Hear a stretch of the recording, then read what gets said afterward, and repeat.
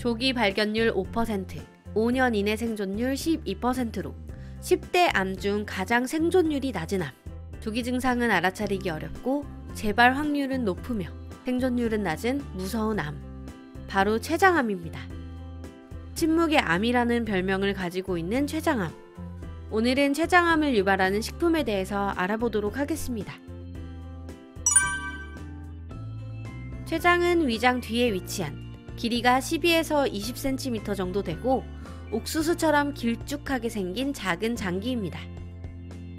이자라고도 불리는 췌장은 지방을 분해하는 리파아제, 단백질을 분해하는 프로테아제, 탄수화물을 분해하는 아밀라아제 등 소화 효소를 분비해서 십이지장으로 보내는 역할을 하며 인슐린과 글루카곤을 분비해서 혈당을 조절하는 역할을 합니다.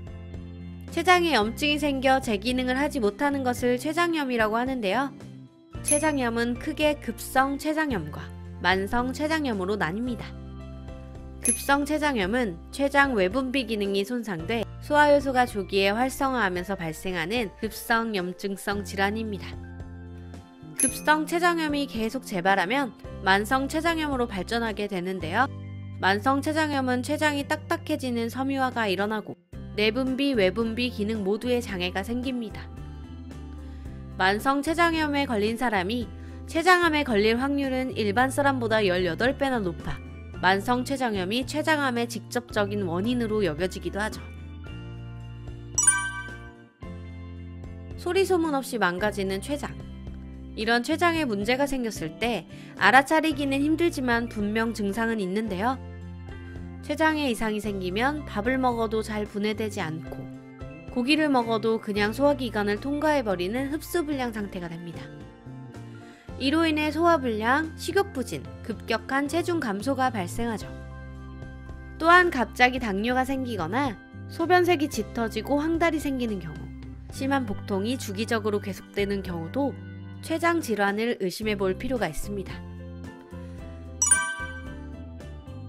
췌장 질환은 술만 끊어도 막을 수 있다는 말이 있을 정도로 알코올은 췌장에 직접적인 영향을 주는 식품인데요. 술은 우리 몸에 들어오면 아세트알데히드로 바뀌고 아세트알데히드는 세계보건기구 산하 국제암연구소가 지정한 1급 발암물질에 속합니다. 술은 만성 췌장염 발병 원인의 60%, 급성 췌장염 발병 원인의 30에서 60%를 차지하는 췌장 질환의 주요 발생 원인이기도 한데요. 물론 술을 한 번 마셨다고 위험해지는 것은 아니지만 꾸준히, 오래, 자주 술을 드시는 분들이라면 췌장 건강을 위해 반드시 절주하는 것이 좋겠습니다. 액상과당은 옥수수의 성분을 조절하여 만들어지며 과당의 비중이 높은 단맛이 나는 액체 시럽입니다.